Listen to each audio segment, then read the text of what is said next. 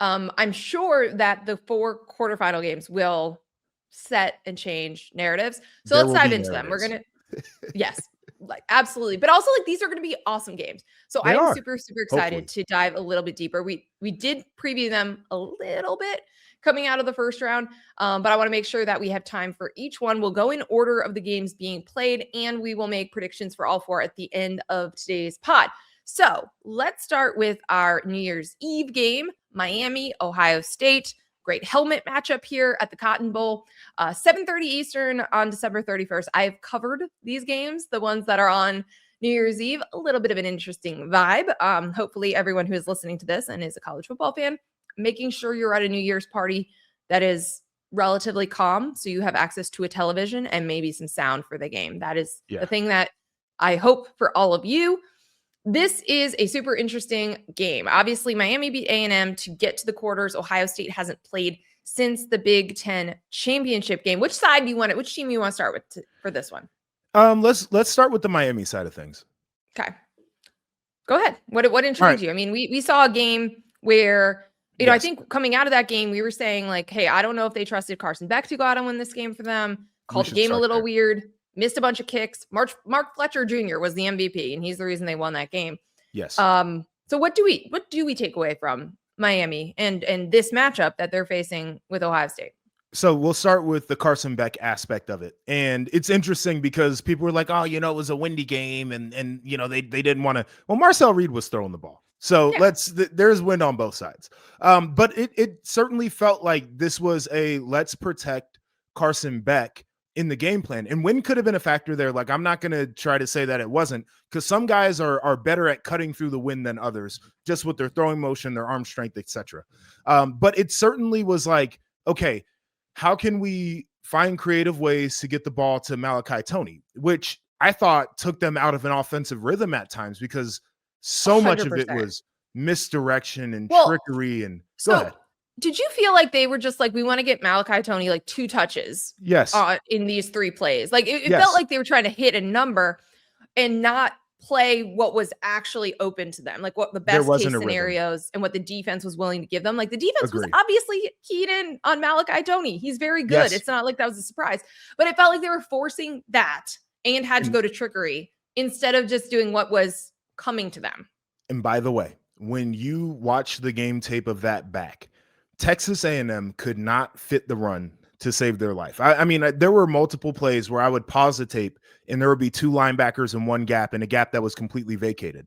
And when they started handing the ball to Mark Fletcher Jr., that's when they really had the success. So to me, I think it's twofold. It's like, who is Carson Beck going to be, and will they actually trust him? And in the way that their offense is on a normal day is they like to get the run game started, and they run counters, and they do a great job of that, and they try to mix in different personnel. And then they will create designed throws down the field to try to take advantage of coverage. And Carson Beck can hit those when they're generally open. Will they trust him to do that is the first thing. But the most important thing to me is I think Fletcher needs direct runs. I think they need to have balance in their offense. I think they need to make Ohio State defend both the run and the pass. That is going to be the biggest key. Carson Beck has to protect the football, and they have to get the runs going. And then when they throw it, to me, Ohio State, their one weakness on defense has been in the slot, right? So can you hit some of those passes in the slot, in the seams, to try to take advantage of them? But it really has felt more and more that we've gone on that they're in this on a 1 to 10 going into this game. How much are we trusting our quarterback? And then they devise the rest of the game plan based off of that. You think it'll be a lot more? I think they have to. Like, I agree. You're also indoors. Yes, right. You're going to be facing, this defense. By the way, if you think you're going to trick your way down the field on Ohio State, like I'm not sure we've seen that, right? Like this is the stingiest defense they will have seen. Like at some point they're going to have to say, screw it. Our quarterback is going to have to make plays. Also, if you're going to win games in the postseason, your quarterback's going to have what it has to be. Go out and earn them. I agree. I also think this is an Ohio State team that last year, after they lost very late in the year, it lit something under them. A lot of the same players. You have to think that they've just kind of been stewing in this since the Big Ten championship game a little bit. I talked to Ryan Day about it. And I asked him, just probably a week after the conference championship game. I'm like, how are you guys doing? And he's like, well, what do you think? Like, how do you think they're doing? I'm like, they lost. He said, I think this is something that they needed to feel. And that was an interesting statement because the last time he really got to get that feeling was when they lost to Michigan in the 24 season before they went on the run. And then they just won a whole bunch of games after that. And so I think sometimes it's really difficult to coach when your guys are just winning like that, because what am I supposed to believe as a player? Like, you're yelling at me, but we're doing things the right way. And so Right. I do think this can be a positive. Let me say this is there's been a lot of this conversation about the trenches, and this will be the good transition over to the other side of the ball. But people are like, oh, Miami's offensive line really good, which I don't disagree with at all. I think the tackles are better than the interior. Has Miami played a defensive line 1 through 4 as good as what they're going to see against Well, Ohio State? no, but who's been the best? Was it A&M? I think it might have been A&M. Probably, Right? probably. I think. Yeah. And so I think Well, maybe certainly in Notre terms of Dame like early in the athlete, right? year, but Notre Yeah. Dame's defensive line didn't play well No. early on.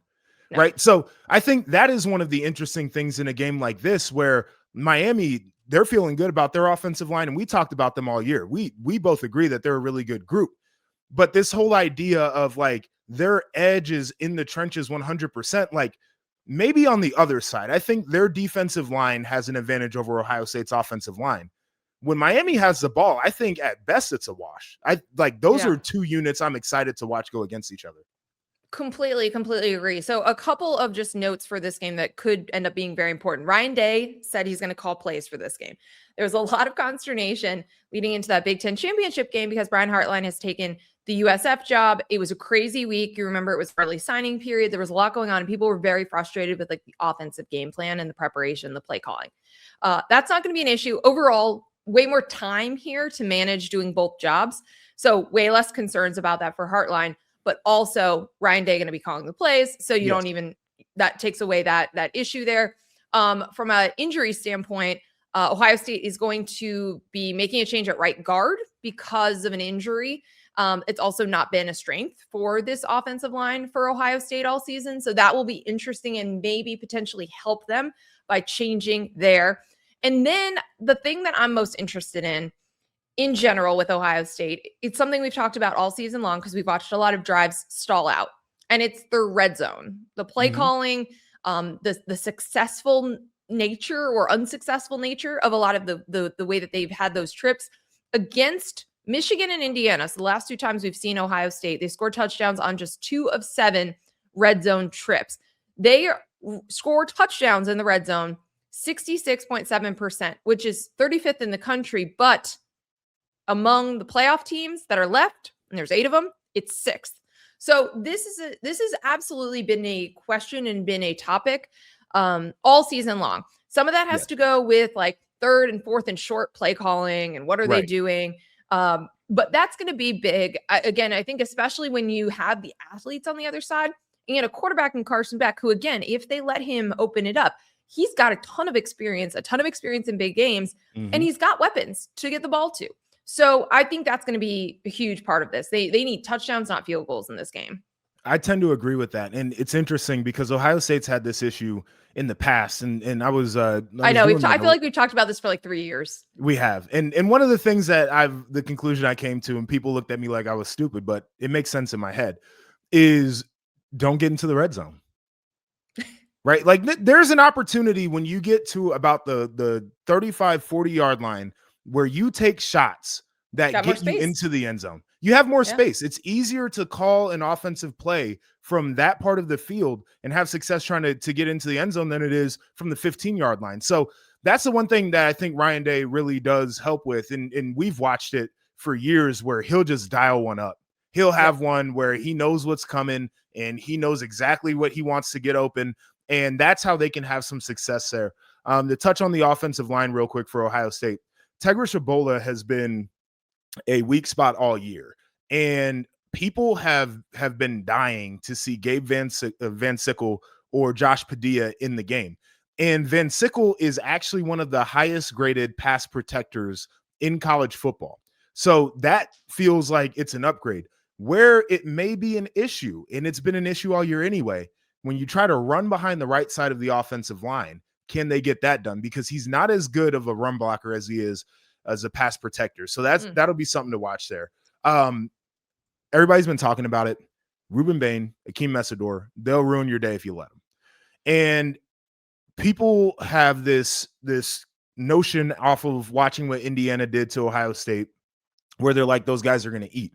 And I think their defenses are different in the sense that Indiana up front, it's chaos, it's movement, it's twists, it's stunts.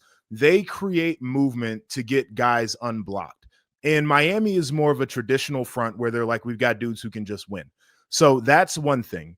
Indiana's secondary is as good as any in the country at confusing the hell out of quarterbacks. They confuse the shit out of people. And I don't think Miami's secondary does as much of that. They like to play some man-to-man. They like to play some 3 deep. They'll switch it up in the quarter, half. So if Julian Sayin can see what he needs to see and they can protect for long enough for him to get the ball out, he's got to get it out on time. There's a way to neutralize it. The other thing that intrigues me is Ryan Day calling plays, because that will break tendencies from what they've had all year long. He's going to call it differently than Brian Hartline did. And I think that can be an edge in the game too. He's going to have to break tendencies because Miami's very good at rundowns. They have good run fronts. They can stop the run, pass downs. They can get after the quarterback. If you can make them off kilter in the way that they process on defense, that's where you start to hit plays on them. Yeah, we'll make our picks in just a second. I wanted to underscore, even if Julian Sayin feels pressure, he's still really good. Like his completion percentages, even when it's 2.5 seconds or less, are still high. Like he is still very unbothered. And I think about other coaches who've played Ohio State this year, and those were the compliments, right? That he never seems ruffled, never seems rushed. And still at the very end of the day, we'll see if this holds in this game, a very clean jersey. He's been upright a lot. He's not been taken to the ground. So we'll see with that Cotton Bowl. We'll make our picks at the end of the pod.